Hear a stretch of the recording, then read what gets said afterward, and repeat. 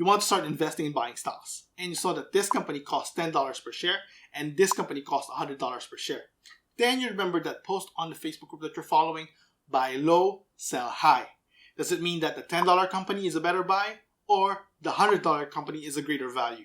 Let's talk about the difference between price and value and see if the stock is cheap or expensive. A stock price is a number that a seller and a buyer agreed to complete the transaction. Over the long term, a lot of special factors affect the stock price. But in the short term, it's a law of supply and demand. As an investor, we are more concerned with the stock's value. We look at things like sales volume over time, earnings both past, present, and future projections, current competitors, and ratios like PE ratio. And most of all, as a long-term dividend investors, we invest in a high-value company that will provide high return on invested capital and consistently growing free cash flow, which we talk about in this video. With that said, how do we know if a company is a high-value company? One way is to look at the company's fundamental ratios, and in today's video, we're going to talk about the price to earnings ratio or PE ratio. Hi, my name is Ron, and welcome to Pinoy Stock Investors, where we help our kabayan start their investing journey.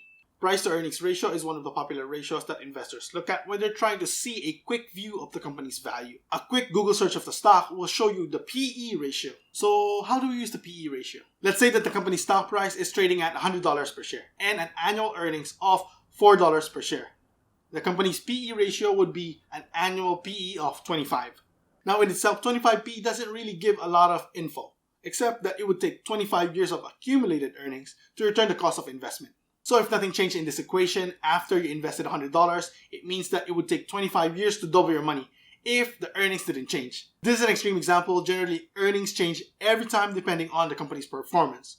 It sometimes goes up, down, or flat. It also indicates that the stock price relative to the company's earnings, in this case our example company, the market is willing to pay 25 times of its earnings, which is 100, for future earnings. Let's use Kroger as an example. Kroger has a PE ratio of 16.63, meaning that the market, as of my recording, is willing to pay 16x for Kroger's future earnings.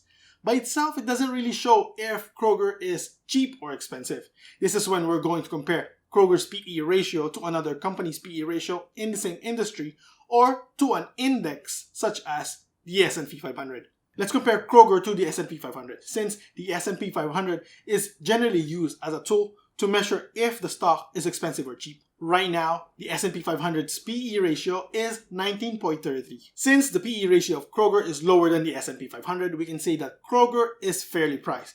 But we still need to look at other metrics and ratios to get a comprehensive and full picture of the company. We did cover some of these metrics in this video. You can definitely watch it after this one. It's important to note that there's no exact number of PE ratio for us to say if the stock is cheap or expensive. It's a relative tool, which means that we always use this ratio in comparison with other ratios and metrics. A high PE could mean that the stock price is high relative to the earnings and possibly overvalued. And low PE might indicate that the current stock price is low relative to the earnings. And as always, this is not a financial advice, and make sure to do your own research and consult your own financial advisor before investing your money. If you're getting value and this video helped you in any form, you can appreciate the like button.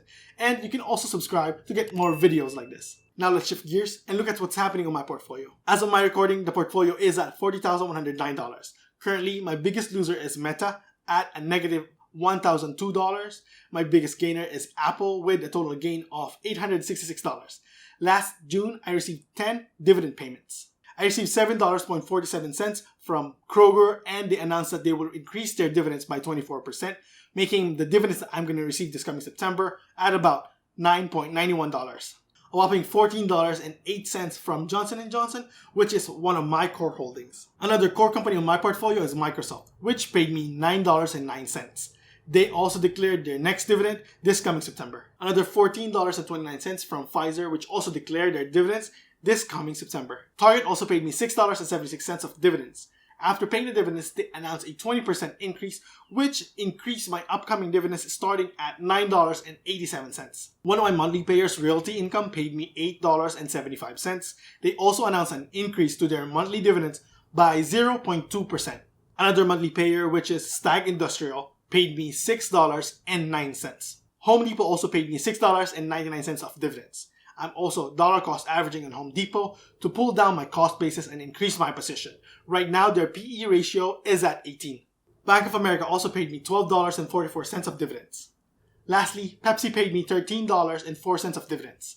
After adding all these dividends, a total of $99.43, making June our record highest dividends. I already reinvested these dividends back to the portfolio, making them work their compounding magic. Share in the comments how much is your June dividends. Let's inspire kababayan and show them that dividend investing is awesome. If you get value in this video, hit the like button. Subscribe to my channel to get updates on my future videos. It's free and it will definitely help my channel.